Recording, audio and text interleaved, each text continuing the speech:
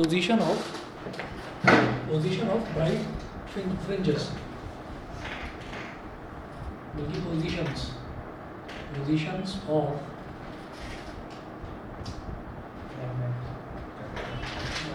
bright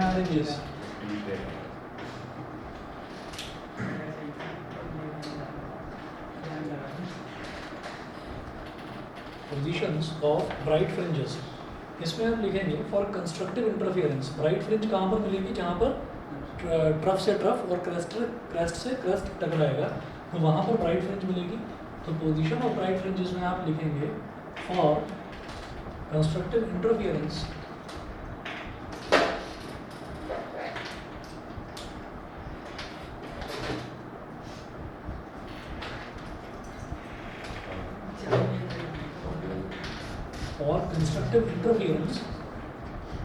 P is equal to XD syllabus कब तक पूरा हो जाएगा? Capital D। सिलेबस में मैक्सिमम आपसे मिलेगी 15 अप्रैल तक। 15 अप्रैल एक महीना 15 मार्च है। क्या हो गया? पता नहीं पूरे जा रहे वो कह रहे थे मतलब 2 बार रिवीजन में आएगा। नहीं वो मेरे को एक्चुअली आपने मैं 2 महीने सोच लिया अभी, फिर मेरे को याद आया अच्छा 15 अप्रैल बोल रहा हूँ। होता है भाई। अभी को फ्री हो जाएगा कैसे होती है? तो XD upon capital D is equal to n lambda. ये हमको मालूम है कि कंस्ट्रक्टिव इंटरफेरेंस के लिए जो पाथ डिफरेंस है, पाथ डिफरेंस की वैल्यू n लैम्डा के इक्वल आती है। अच्छा, therefore x is equal to, यहाँ से x की वैल्यू क्या हो जाएगी? x is equal to n d lambda upon small d, n d lambda upon small d, where n is equal to 0, 1, 2, 3 dot dot dot।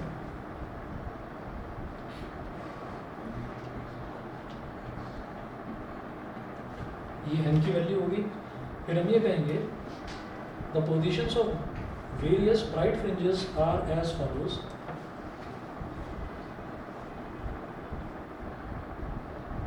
The positions of various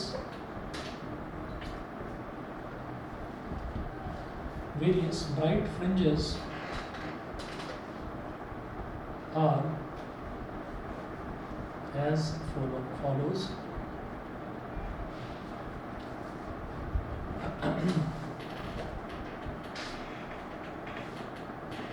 Central bright fringe, central bright fringe का मतलब क्या है? n is equal to 0, तो उसको हम बोल देंगे x naught, x0 is equal to क्या होगा? n की जगह आपको 0 रख देना, तो 0 d lambda upon small d क्या हो गया? ये सीधा सीधा 0 हो गया। उसके बाद first bright fringe, first bright fringe इसमें क्या होगा? n इज इक्वल टू 1, इसको बोल देंगे x1 is equal to 1 d lambda upon small d, तो ये हो गया d lambda upon small d। First bright fringe जैसे हो गया। फिर सेकंड ब्राइट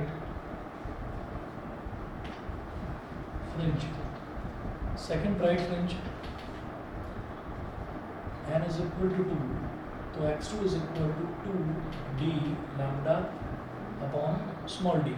इसमें कुछ कैंसिल आउट होना ही नहीं है, तो 2d lambda upon small d हो गया। इसी तरीके से जैसे ये था पोजीशंस ऑफ ब्राइट फ्रिंजेस, फिर नेक्स्ट नोट करेंगे positions of dark fringes. Positions of dark fringes.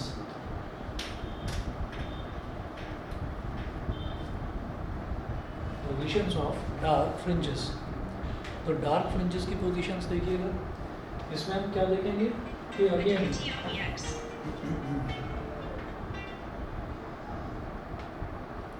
इसमें आप ये देखिएगा कि डार्क फ्रिंजेस में क्या था, डिस्ट्रक्टिव इंटरफियरेंस और destructive interference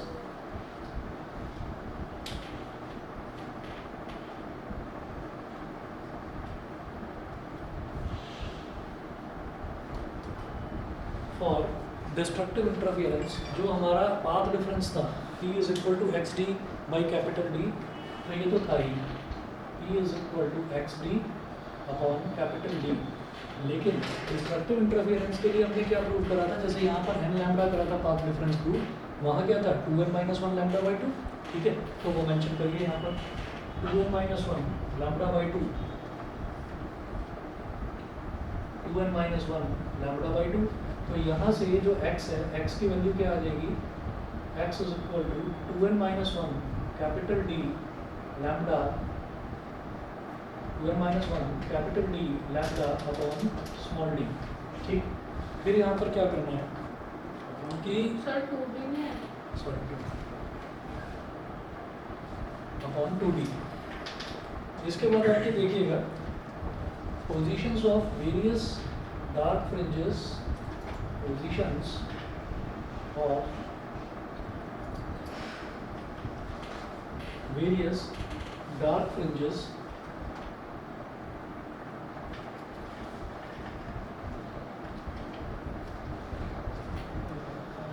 are as follows। तो सेंट्रल फ्रिंज जो है, सेंट्रल फ्रिंज तो हमेशा, जो सेंट्रल फ्रिंज है वो तो हमेशा ब्राइट के लिए ही होती है।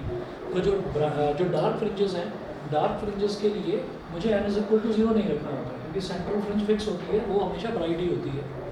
तो क्या लिखूँगा, first dark fringe, first dark fringe. तो फर्स्ट डार्क फ्रिंज कैसे निकलेगी, n इज इक्वल टू 1। तो इसके लिए आप क्या बोल देंगे, जैसे यहाँ पर x1 था, x1 डैश बोल देंगे इसको, x1 dash is equal to, x1 dash is equal to 2 into 1 minus 1 capital D lambda upon 2d। तो 2 1 2, 2 माइनस 1 कितना हो गया 1। तो x1 dash is equal to कितना हो गया, x1 dash is equal to D lambda upon 2d, ठीक। ऐसे ही लिखें सेकंड डार्क फ्रिंज,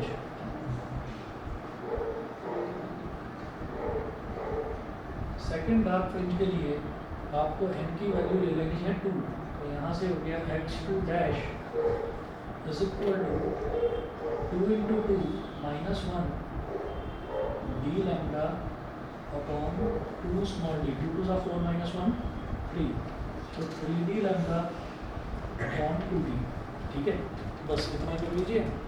इसके बाद नोट करेंगे फ्रिंज विड्थ, मैं ये मिटा रहा हूँ, नोट कर लिया, यहाँ तक तो कर लिया होगा। मिटा दो, या कलर मिटा दो।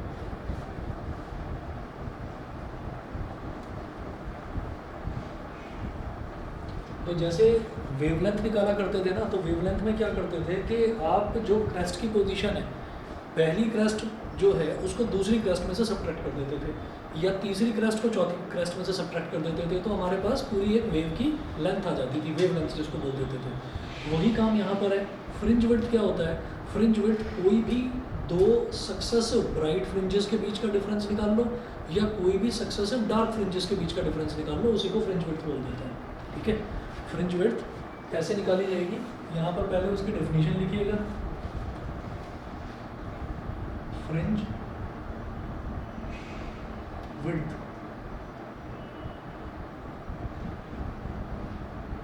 फ्रिंज विड्थ, फ्रिंज विड्थ में आप नोट करें, it is the separation between two successive bright और dark fringes.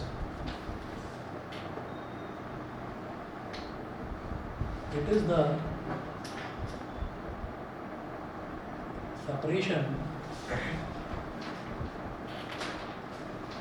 between two successive bright or dark fringes, bright और डार्क फ्रिंजेस। ये तो फ्रिंज विड्थ की डेफिनेशन हो गई। इसी तरीके से मैं यहाँ पर दो अलग अलग तरीके से निकालूंगा। पहले मैं कहूँगा width of a dark fringe, star बनाकर लिख लो यहाँ, width of a bright fringe लिख लीजिए पहले। चलो विड्थ ऑफ, ये डार्क लिख चुके हो? सर अब ब्राइट लिख दिया मैंने। ठीक है, width of a bright fringe, width of a bright fringe, separation is equal to separation between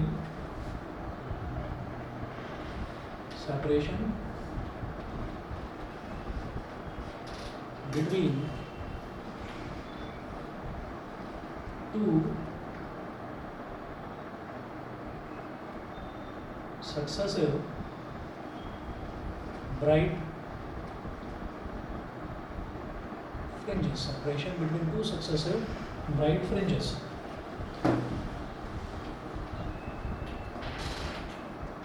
तो आप ये देखिएगा कि एक ब्राइट फ्रिंज क्या है x1 और उससे जस्ट अगली ब्राइट फ्रिंज क्या है x2।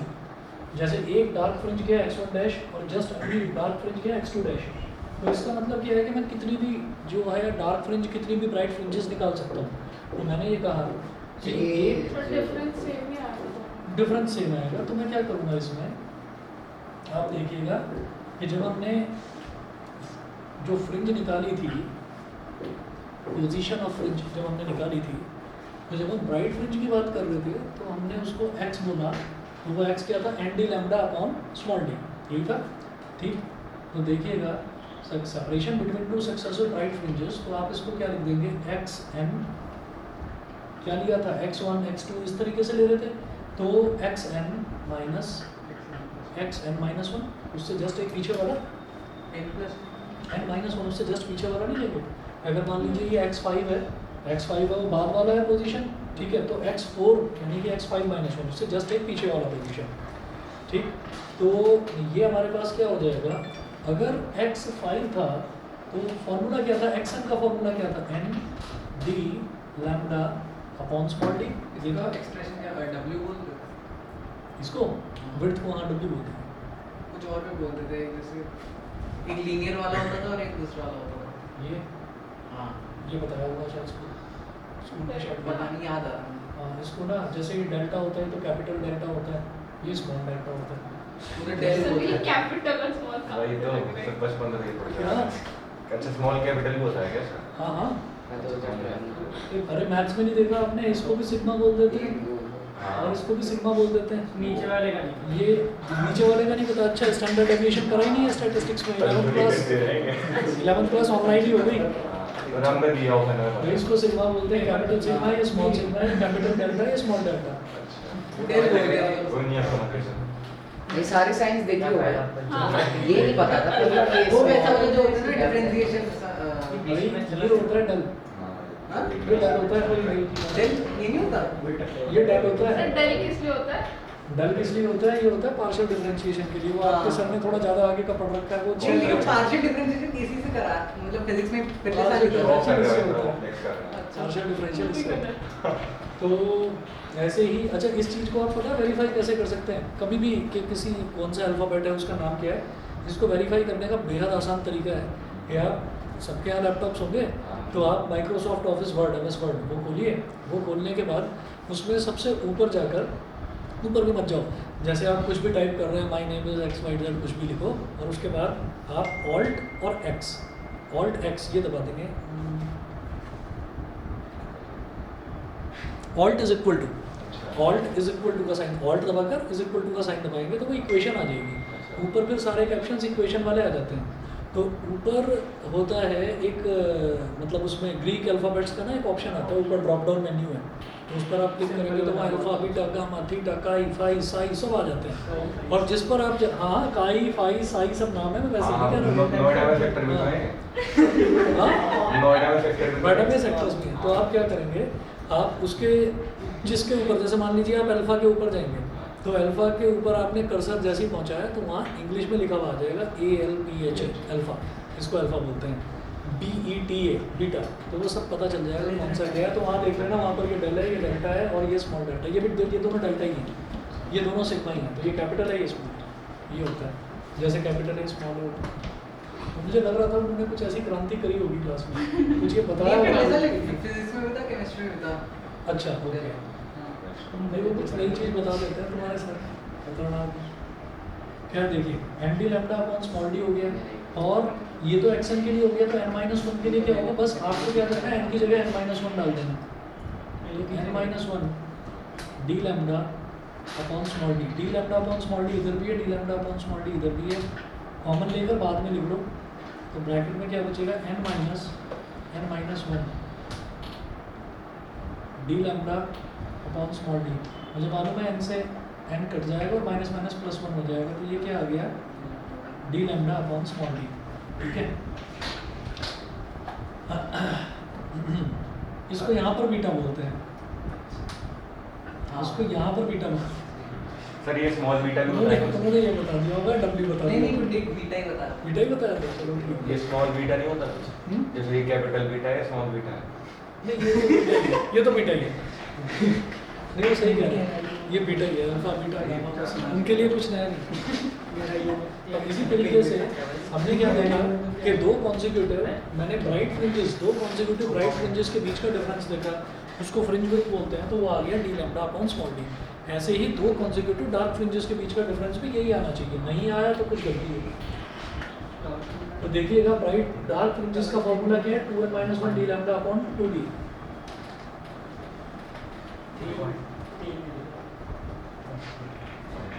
हाँ, W को ये शायद कैपिटल डी अपॉन बीटा बोल देते थे, ऐसा होता। उन्होंने पढ़ाया मुझे ऐसे। वही प्रभास सर आप सर वो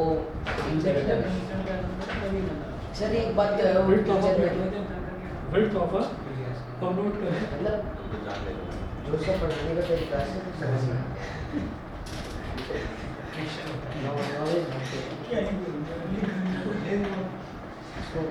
टॉपिक बता।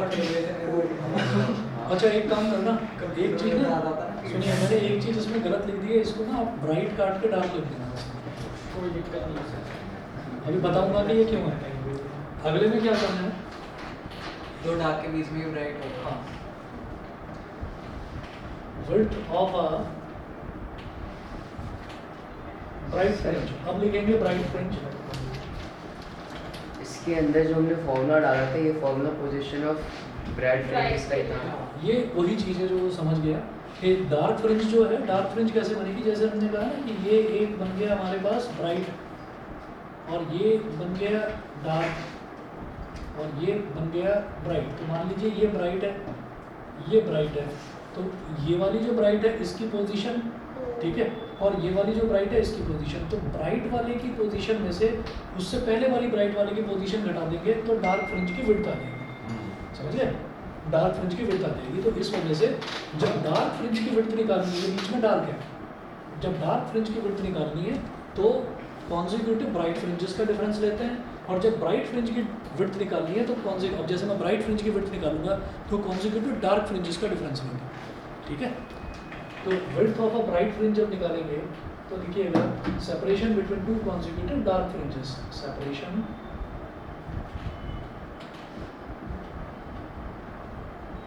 Between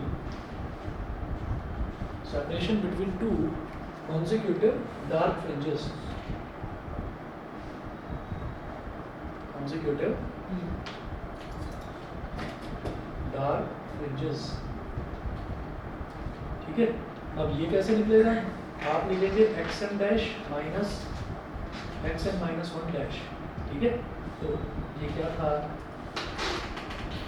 2n minus 1 D lambda upon 2d, 2n minus 1 D lambda upon 2d, ये तो xn डैश था, ठीक है। Action dash minus action dash minus 1।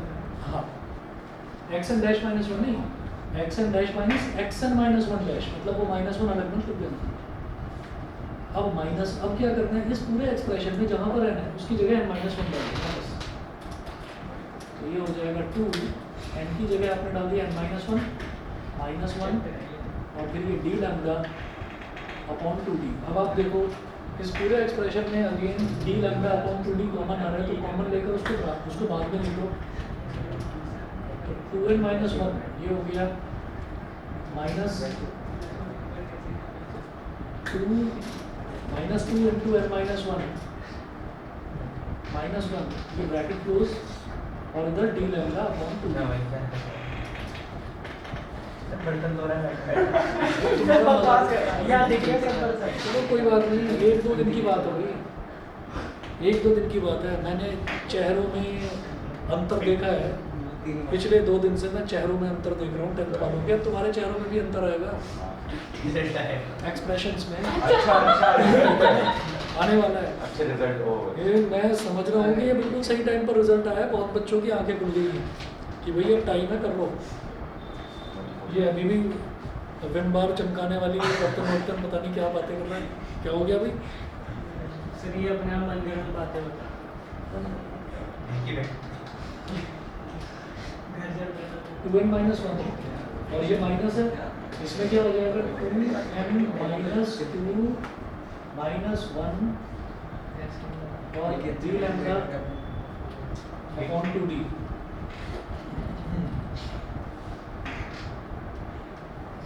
अब ब्रैकेट में क्या बचेगा? 2n माइनस 1 माइनस 2n और ये माइनस 3 हो गया, माइनस माइनस प्लस का 3 d लैम्डा अपॉन 2d। अब यहाँ पर देखिए 2n से 2n कैंसिल आउट हो गया, 3 माइनस 1 कितना हो गया? 2d लैम्डा अपॉन 2d, 2 से 2 कट गया। तो इस केस में भी बीटा इज इक्वल टू क्या आ गया? d lambda upon small d। ठीक है, तो दोनों ही केसेस में हम ये देखेंगे कि फ्रिंज विड्थ, चाहे आप विड्थ उसकी देखें डार्क फ्रिंज की चाहे ब्राइट फ्रिंज की, दोनों की विड्थ जो है वो सेम है। फिर एक ही कैलकुलेट करते हैं। दोनों अलग अलग कई बार पूछ लिया जाता है, इस वजह से बता रहा हूँ। यार तुम भी ना बस रंग कितना रह रहा है चल थोड़ा सा बचा बस। अब मैं लास्ट का ही छोड़ के गई थी बस, 3 हाँ, मार्क्स का वही क्वेश्चन आता आ गया था उससे। डिफ्रैक्शन में से ना, रेफरेंस रेट से हाँ वो ऐसे ही होता है। डबल अच्छा ये वाला, यही हाँ है। ये वाला, हाँ आया था, पता है मैंने देखा था। डबल स्लिट तक पढ़ के गया था, सिंगल स्लिट मेरे में भी सिंगल स्लेट ही है। ये होता है सभी के साथ, जो छोड़कर जाएंगे वही होगा। अगला नोट करेंगे वो तो डबल स्लिट था ना सर, सिंगल स्लिट एक्सपेरिमेंट हमने पढ़ लिया। ना, तमाम में। बच्चा सर मेरे को लगा मैंने पढ़ लिया, मेरे को याद ही नहीं। अच्छा जो पढ़ लिया वो सब याद है? मतलब टॉपिक तो याद है थोड़ा ना, हाँ ये थोड़ा कर रखा कोई नहीं आता चैप्टर बना दिया। कुछ बोलते हैं तो ऐसे देखते हैं कि पता नहीं कोई अनजान चीज बोल रही हो। ये क्या बोल दिया अच्छा अच्छा चलिए भाई चेहरे बदल देंगे भाई तो कोई नहीं, कुछ दिनों की बात है। 1-2 घंटे मेंस की डेट पढ़ा ये बोलिए तो चेहरे बदल देंगे है। हां एक एक हाँ जे की डेट वेट चेंज हो गया 4-5 दिन 4-5 दिन आगे क्या ही हो जाएगा 4-5 में, मुझे लगा भैया कुछ भाई नेम फिर से सिलेक्ट कर देगा वैसा 4-5 सस्टेन्ड इंटरफेरेंस पैटर्न, ये नोट कीजिएगा। सस्टेन्ड इंटरफेरेंस पैटर्न, इसमें लिखिएगा the interference pattern in which the positions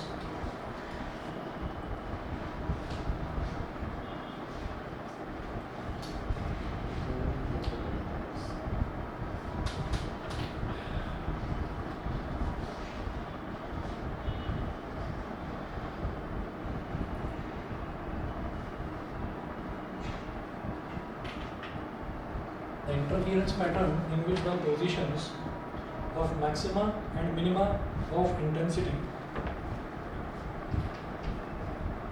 maxima and minima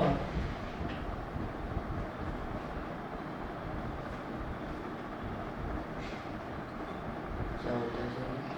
maxima and minima of intensity मतलब maximum intensity और minimum intensity, maxima and minima of intensity on the observation screen, on the maximum हो जाएगा तो battery intensity maximum हो जाएगा। maxima and minima of intensity on the observation screen do not change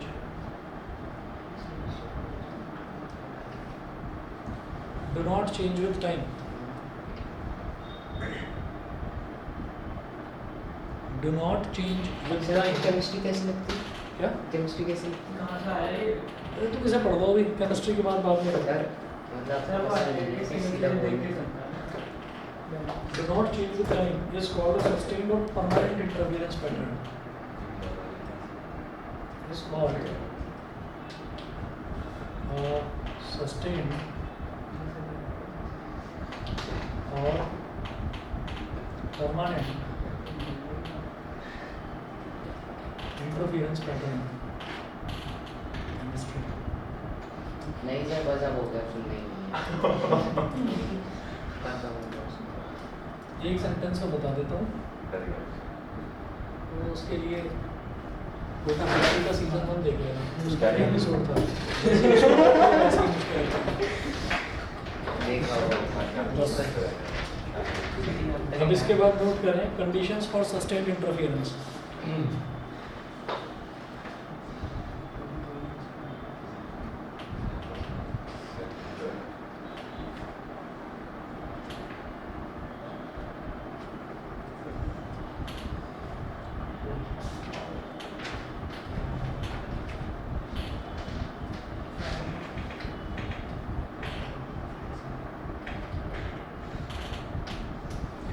conditions for sustained interference, ये समझ में आ गया ना कि जो फ्रिंज की ब्राइटनेस है ना, ब्राइटनेस टाइम के साथ ऐसा नहीं है कि वो कम हो रही है या बहुत ज़्यादा हो रही है, ठीक है। ऐसी डार्कनेस कम हो रही है, ज़्यादा हो रही है, वो टाइम के साथ चेंज नहीं हो रही है।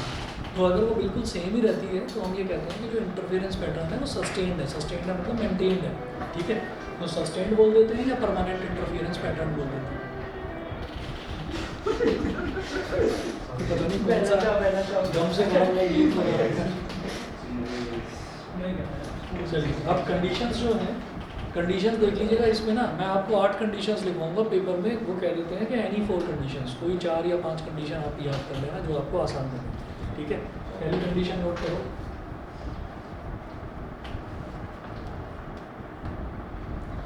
the two sources should continuously emit waves of same frequency or wavelength. Coherent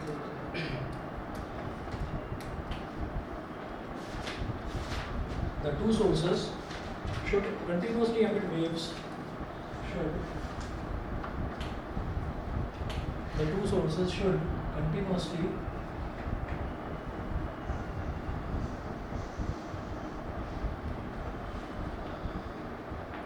emit waves of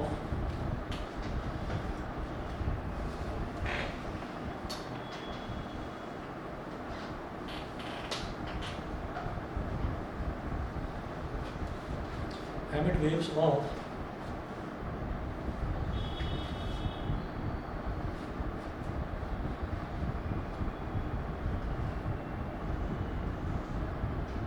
waves of same frequency or wavelength.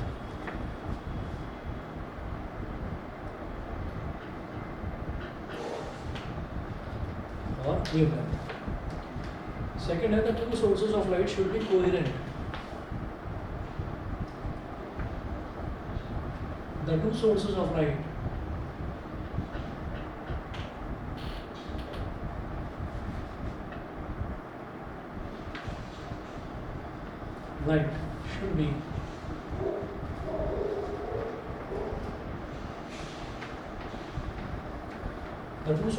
should be coherent.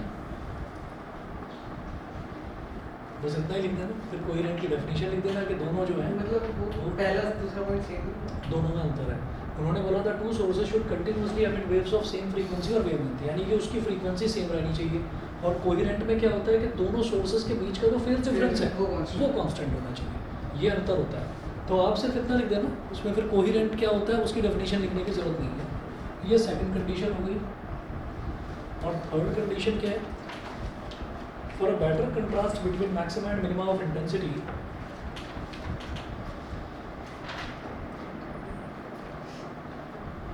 for a better contrast between maxima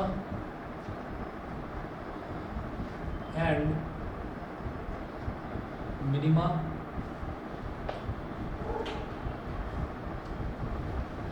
for a better contrast between maxima and minima of intensity, the amplitudes of interfering waves should be equal. the amplitudes of interfering waves, the amplitudes of interfering waves should be equal.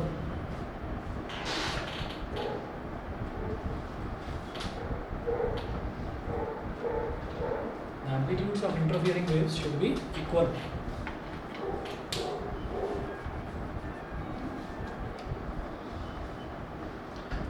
Fourth है, the two sources should be narrow.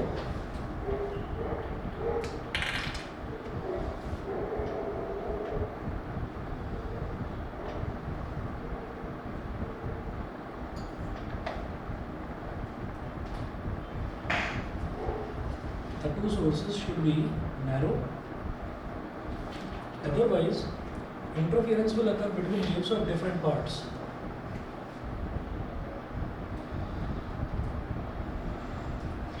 Otherwise, interference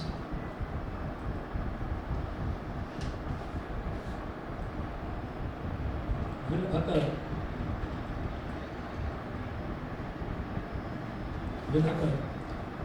between waves of different parts, between waves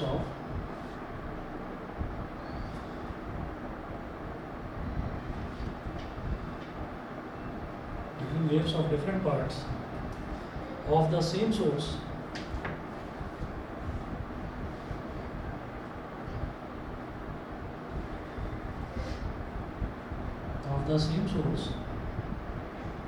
and the contrast will be poor,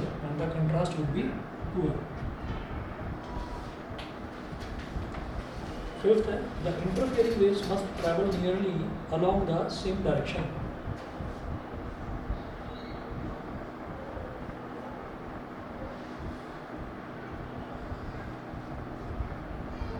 The interfering waves must travel nearly along the same direction आगे लिख रहा हूँ.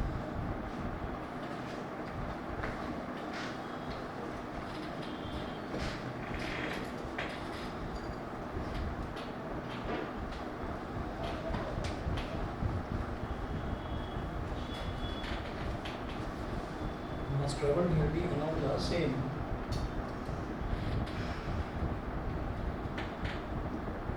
Direction. इसके बाद देखिए, आज तक का तो रिकॉर्ड ये है कि वो किसी बार उन्होंने बोला है कि 4 आप कंडीशंस बता दीजिए, किसी बार बोल रहा है कि 5 कंडीशन बता दीजिए. 3 कंडीशन हो रहा है वो लिखवा देता हूँ. कई बार क्या होता है कि हम भूल जाते हैं, कोई 1-2 अगर भूल गए तो याद आ जानी चाहिए, वैसे भूलेंगे नहीं पर फिर भी लिख लो. 6 है the sources should B monochromatic.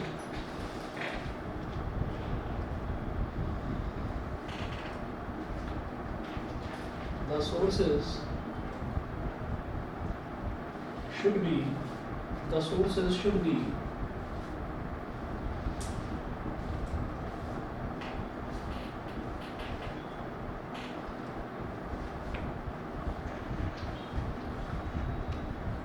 monochromatic, otherwise fringes of different colors will overlap. Otherwise fringes of different colors will overlap.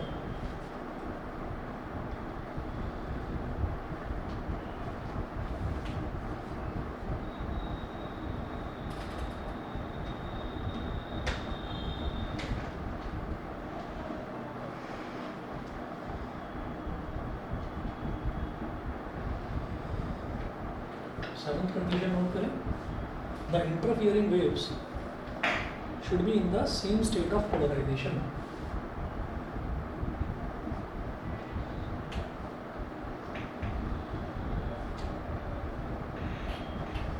Interfering waves should be in the same state of polarization.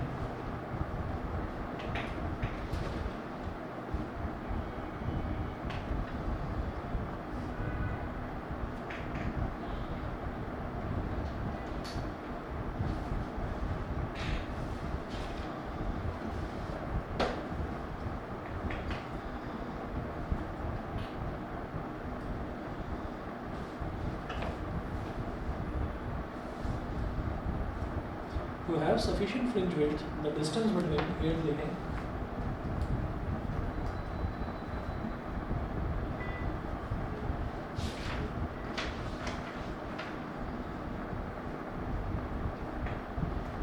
to have sufficient fringe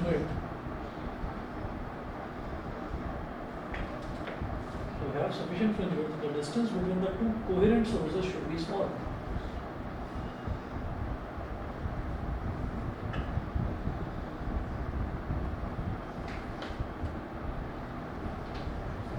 Distance between the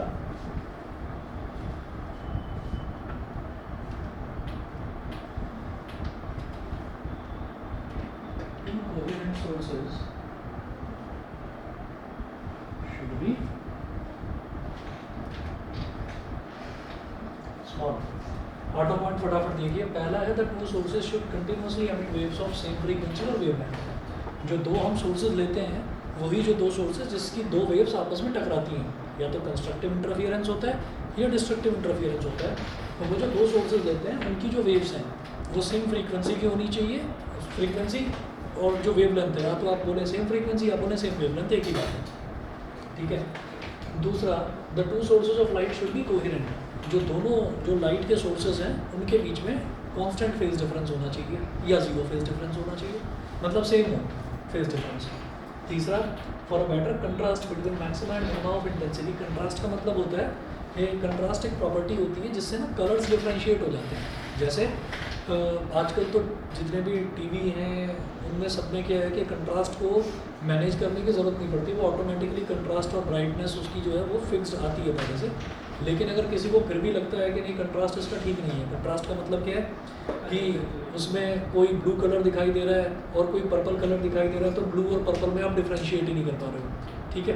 तो वो जो चीज़ है वो चीज़ नहीं होनी चाहिए।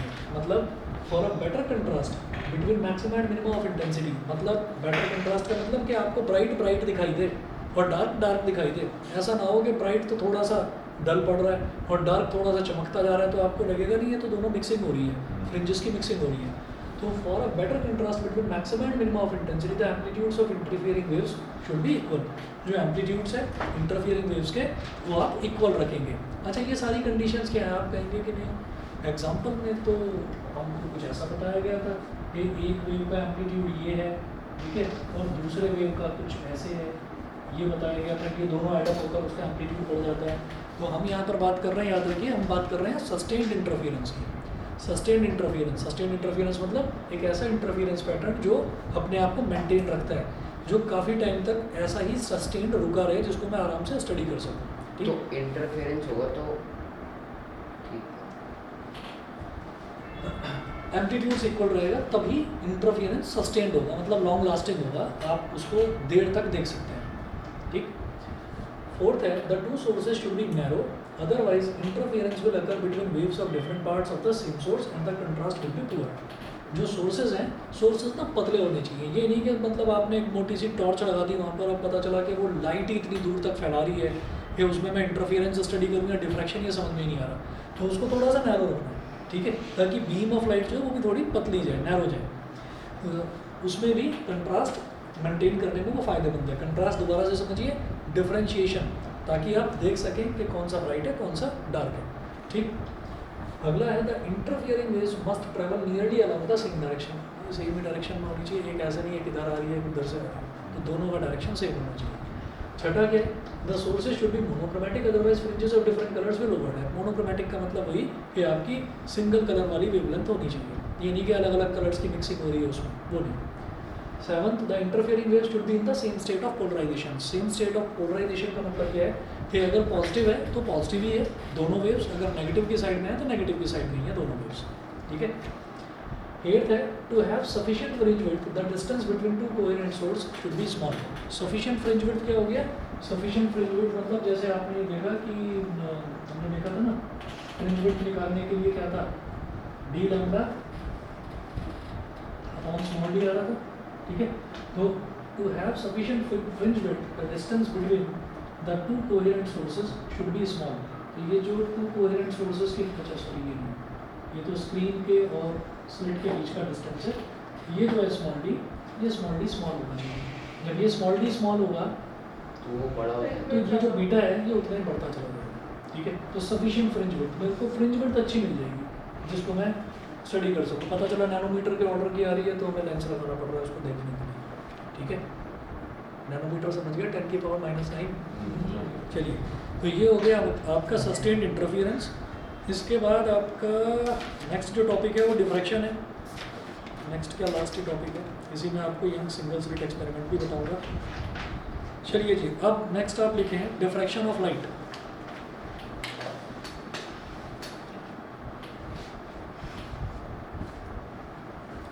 इसमें याद रखना, आठों के आठों याद कर लेना, कोई 4 या 5 पूछे जाते हैं एग्जाम में।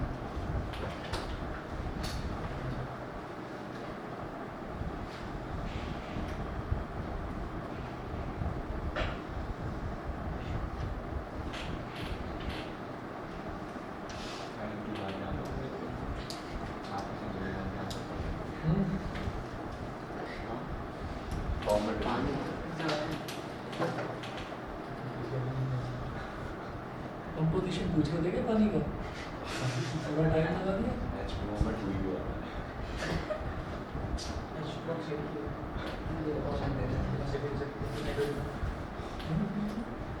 कारों की सर्विस कब कराई थी, अल्कलाइन वाटर ऐसे दिखते नहीं हैं। पीएच बैलेंस वाला पानी पीता हूँ मैं बस। चलिए नोट करें, the phenomena of bending of light around the corners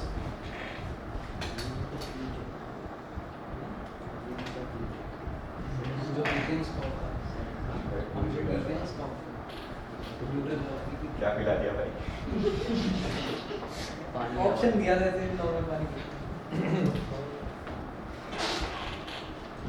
The phenomena of bending of light around the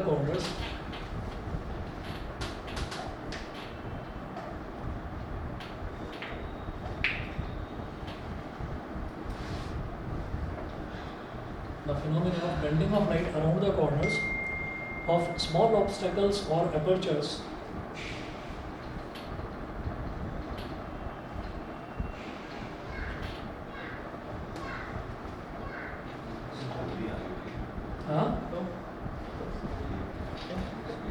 small obstacles or apertures and its consequent spreading into the regions of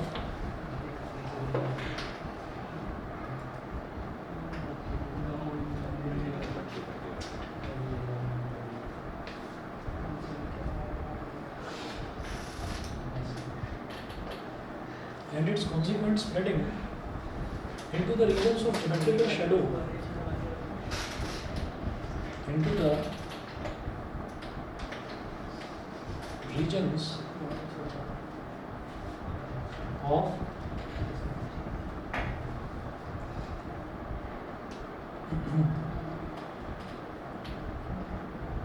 regions of geometrical shadow is called diffraction of light.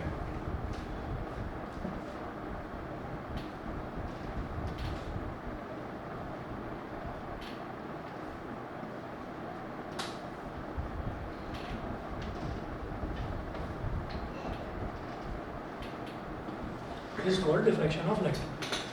तो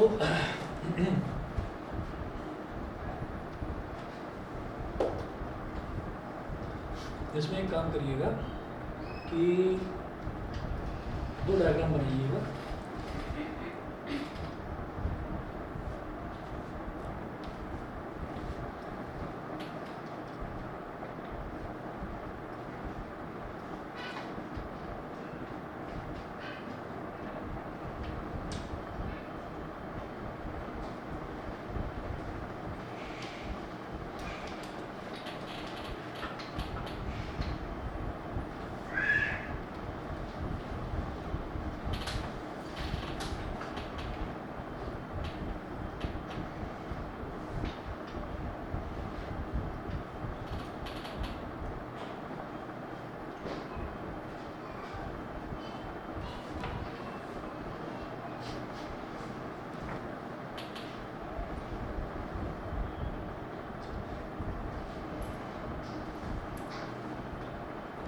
यहाँ लिखिए S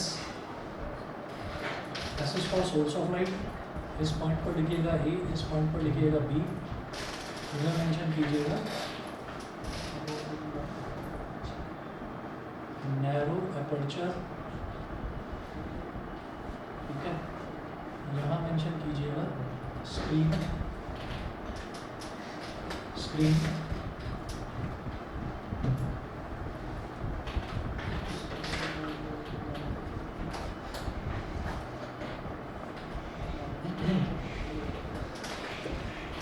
इधर लिखें ए dash B dash, और इतने पर लिख लेना ए डैश बी डैश वाला जो पूरा सेक्शन है यहाँ पर लिख देना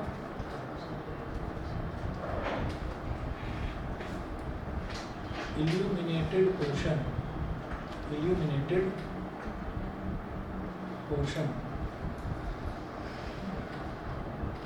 इधर लिखना geometric shadow, So the frictional path of light changes. Okay.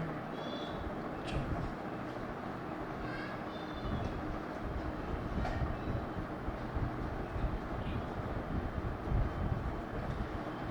Geometric shadow, तो यहाँ नैरो एपर्चर, नैरो एपर्चर का मतलब क्या है कि हमने सोर्स के आगे एपर्चर ही बहुत छोटा सा छोड़ा है, बहुत नैरो, बहुत छोटा हमने एपर्चर छोड़ा है। तो उस एपर्चर में भी जो उसका जो कॉर्नर है, उसके कॉर्नर से लाइट जो है वो ऐसे बेंड होती हुई इस तरीके से जाएगी। तो सोर्स भले ही इतना है, लेकिन लाइट की प्रॉपर्टी है कि वो चारों डायरेक्शन में तो लाइट जो है वो इस तरह से फैलती है, स्प्रेड होती है।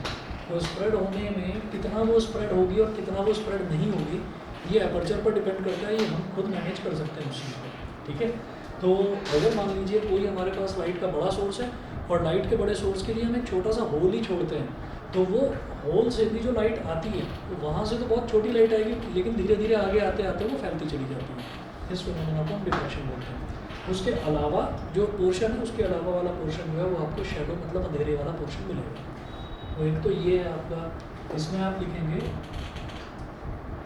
ए, फिगर ए, इसमें लिखिएगा small aperture, small aperture. Small aperture का मतलब क्या है कि लाइट को निकलने के लिए हमने दिया ही बहुत छोटा एरिया है, ठीक है। तो स्मॉल एपर्चर हो गया वो, तो हमको इतना पोर्शन ए डैश बी डैश क्या मिलेगा, इल्यूमिनेटेड, चमकता हुआ मिलेगा, यहाँ रोशनी आएगी, बाकी सब जगह अंधेरा हो जाएगा, उसको बोलेंगे ज्योमेट्रिकल शैडो। इसके बाद इसी का एक दूसरा डायग्राम बनाना। अच्छा, जनरली जो सिलेबस होता है ना, सिलेबस में जो सब टॉपिक्स हैं, सब टॉपिक्स में स्पेशली मेंशन होते हैं। डिफ्रैक्शन तो मेंशन है, लेकिन डिफ्रैक्शन की जो टाइप्स हैं फ्रेस्नेल और फ्राउनहोफर वो मेंशन नहीं है, फिर भी कर लेंगे उसको, छोड़ेंगे नहीं, कर लेंगे, बहुत ज़्यादा नहीं है उसमें। तो यहाँ पर क्या है कि यहाँ पर हमने छोटी सी जगह छोड़ी उसके लिए, और उसके बाद क्या है, और बाकी जो है ना, बाकी ये पूरा का पूरा जो पोर्शन है वहाँ से कहीं पर भी लाइट निकलने की जगह नहीं होगी, तो लाइट निकलने की ही जगह थोड़ी सी छोड़ी है। अब दूसरा जो पार्ट है उसमें हम क्या करेंगे, स्मॉल ऑब्स्टेकल लगाएंगे, मतलब सिर्फ एक छोटा सा ऑब्स्टेकल होगा, बाकी पूरी जगह लाइट के लिए खुली छोड़ देंगे हम। तो वो कैसे होगा, उसमें आपने ऑब्स्टेकल यहाँ लगा दिया,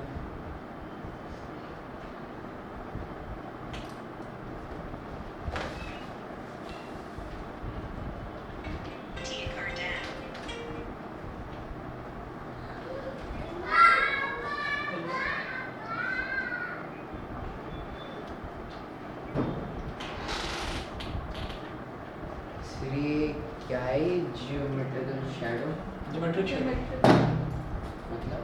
बता दूँगा।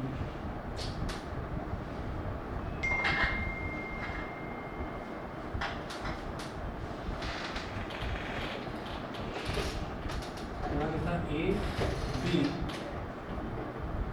इसको बोलना स्मॉल ऑब्स्टेकल,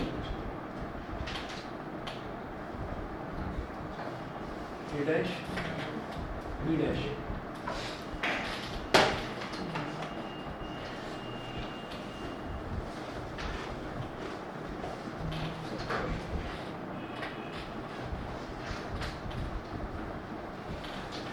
अब यहाँ पर बीच में आ जाएगी ज्योमेट्रिक शैडो, ठीक है।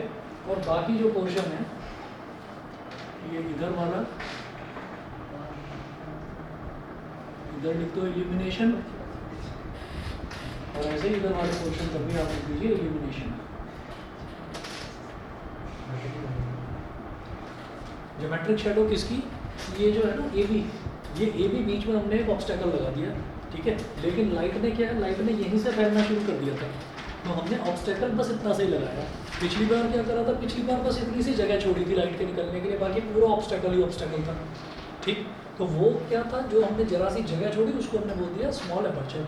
तो यहाँ पर क्या है कि ये ज्योमेट्रिक शैडो किसकी आ रही है, ये ऊपर वाले पोर्शन की, इस ऊपर वाले पोर्शन की ज्योमेट्रिक शैडो इधर, इस ऊपर वाले पोर्शन की ज्योमेट्रिक शैडो इधर, और लाइट यहाँ से निकली तो लाइट इतना पोर्शन रोशन कर देगी, जगमगा देगी। ठीक। इसी तरीके से यहाँ स्मॉल ऑब्स्टेकल है तो इस स्मॉल ऑब्स्टेकल का ज्योमेट्रिक शैडो इतने में, और बाकी जो है इधर का पूरा पोर्शन इल्यूमिनेटेड हो जाएगा, इधर का पूरा पोर्शन इल्यूमिनेटेड हो जाएगा। तो ये हमारा बी है, स्मॉल ऑब्स्टेकल वाला केस, ठीक है। इतना करिए, बाकी नेक्स्ट क्लास में करते हैं, और कर लूँगा आपकी रात में 9:15 बजे क्लास लूँगा, ठीक है। तो सर हाँ, कितने बजे तक चलेगी? 9:15 से 10, मैक्सिमम 10:15 हो सकता है। 9:15 ना? हाँ 9:15। वो असल में वो 10-15 मिनट का टाइम बस इसी में लगता है, जिसमें चेयर्स और ये सारा सेटअप अंदर ले जाता हूँ, तो अंदर पढ़ा देता हूँ।